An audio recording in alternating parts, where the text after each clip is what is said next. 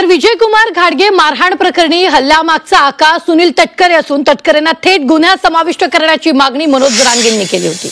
त्यावर सुनील तटकरेंनी उत्तर दिलेलं आहे। मनोज जरांगेंनी त्यांची यंत्रणा लावावी, आपली हरकत नसल्याचं तटकरेंनी म्हटलंय।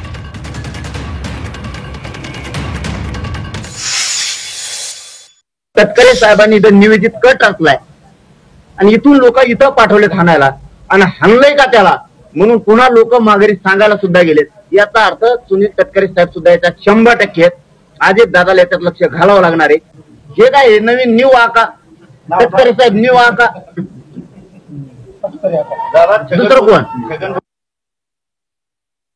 माझ्या मतदारसंघाने नव्हे रायगड जिल्ह्याने कोकणाने आणि उभ्या महाराष्ट्राने पाहिलेली आहे। मी नेमकं काय आहे हे सर्वांना माहिती आहे।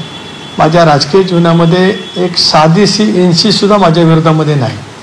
अनेक वेळेला राजकीय संघर्ष पराकोटीचा आला, पण कधीही या साऱ्या गोष्टी मी माझ्या मनामध्ये थाराच त्याला त्या ठिकाणी दिले नाही।